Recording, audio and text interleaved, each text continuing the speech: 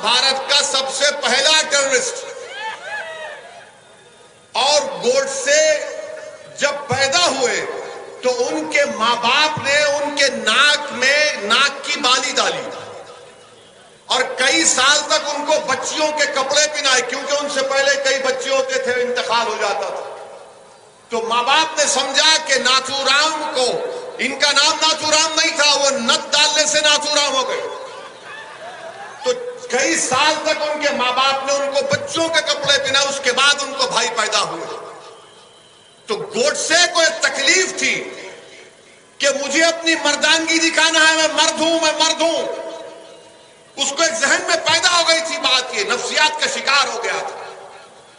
اس لیے گوڈسے نے اپنی مردانگی کو دکھانے کے لیے زہر آلودہ مانے ہیٹ فل آئیڈیالوجی کو اپنایا اور گاندھی کے سینے میں 3 گولیاں داغ دی۔ گوڈسے نفرت کی بنیاد پر گاندھی کو مارا۔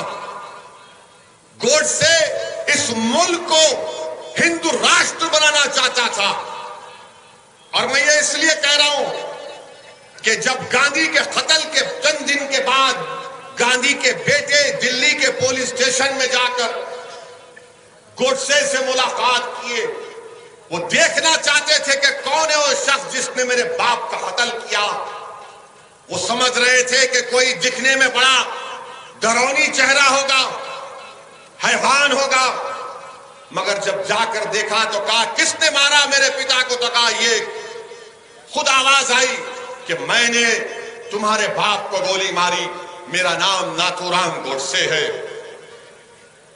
کیوں ماری؟ گاندھی کے بیٹے نے پوچھا۔ تو کیا جواب دیا گوڈسے نے؟ کوئی وجہ نہیں، صرف پولیٹیکل وجہ ہے۔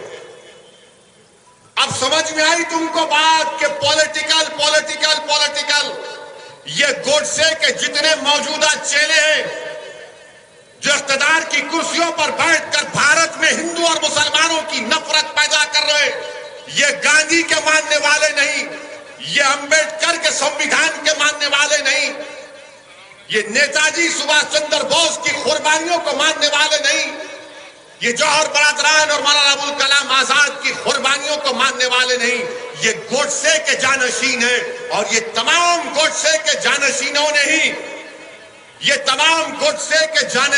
نے ہی دلی کی سڑکوں پر سکھوں کا قتل عام کیا۔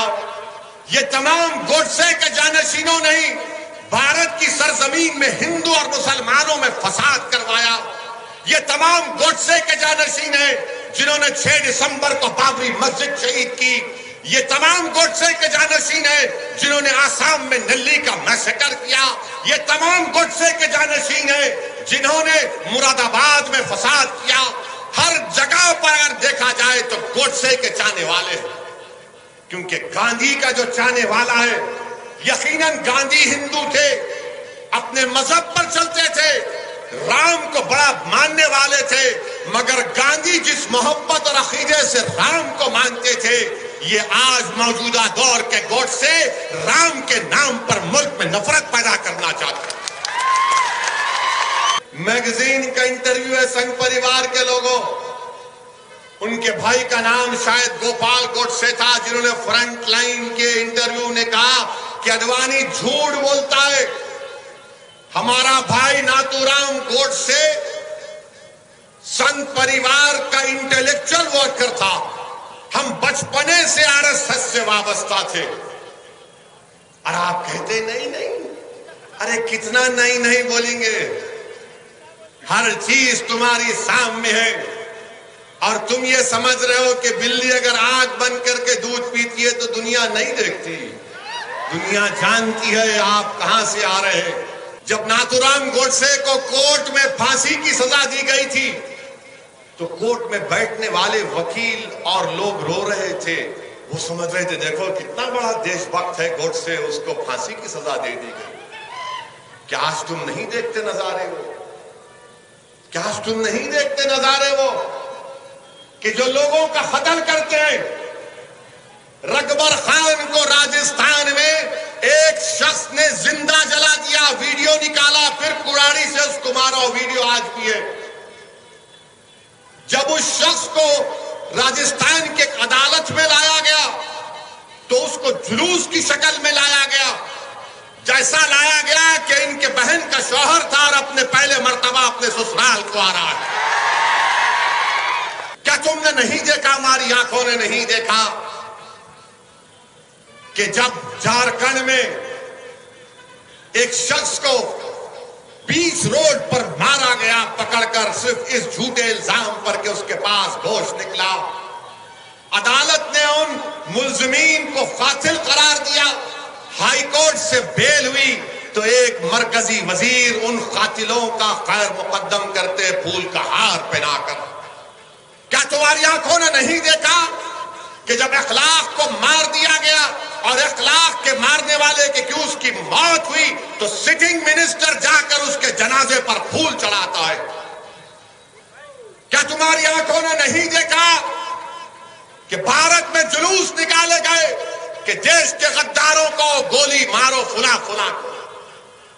میرے عزیز دوستوں اور بزرگوں، اسی لیے میں کہہ رہا ہوں اس دیش کو اگر بچانا ہے تو گوڈسے کے جانشینوں سے بچانا ہے، اس بھارت کو اگر بچانا ہے تو گوڈسے کی نفرت کی آئیڈیالوجی سے بچانا ہے۔ اور میں آج دیکھا ٹی وی پر ہمارے ملک کے وزیر اعظم پردھان منتری باپو کو خراج عقیدت پیش کرتے راج گھاٹ جا کر۔ کیا ہمارے ملک کے وزیر اعظم کو نہیں معلوم کہ جسٹس کپور کمیشن کی انکوائری آف رپورٹ میں بات کہی گئی کہ ساورکر کو کانسپریٹر تھے؟ بتاؤ کیا یہ جھوٹ ہے یا سچ ہے؟ آپ گاندھی کو بھی خراج عقیدت پیش کریں گے اور ساورکر کو بھی اپنا ہیرو مانیں گے؟ ارے یہ کیسا ممکن ہے؟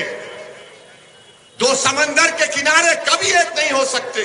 مجھ سے ایک میڈیا کے لوگوں نے سوال کیا کہ 26 جنوری کے دن جو کچھ لال قلعے میں ہوا وہ شیمفل ڈے تھا۔ میں نے کہا بالکل صحیح ہے، نہیں ہونا تھا، ہم ہر تشدد کی اور وائلنس کو کنڈیم کرتے ہیں، مگر میں نے پوچھا کہ کیا 1960 کے دہے میں جب دلی کے پارلیمنٹ پر تمام لوگ آ کر حملہ کیے تھے کہ گائے کشی کے خلاف قانون بناؤ، ہندی کو زبان بناؤ، تو کیا وہ شیمفل ڈے نہیں تھا؟ تو اس میڈیا کے ذمہ دار نے کہا آپ کو یاد ہے؟ ملا بہت یاد ہے، ہم کو بابا آدم سے لے کر اب تک پوری تاریخ یاد ہے۔ میں نے کہا اس دلی کی سڑکوں پر سکھوں کو ان کے زندہ سکھوں کے گلوں میں جلتے ہوئے ٹائر ڈالے گئے۔ ایک کانگریس کا بڑا لیڈر رکاب گنج کی گردوارہ کے سامنے ٹھہر کر سکھوں کا قتل کروایا، وہ منسٹر بن گیا کسی ریاست کا، کیا وہ شیمفل ڈے نہیں تھا؟ بابری مسجد کو شہید کرنا شیمفل ڈے نہیں تھا جس کو سپریم کورٹ نے کہہ دیا شیمفل ڈے تھا؟ جہاں آپ کو سوٹ کریں گا شیمفل، اور جہاں آپ کو نہیں سوٹ کرے گا بولیں گے یہ ہمارا فلاں دیوس ہے۔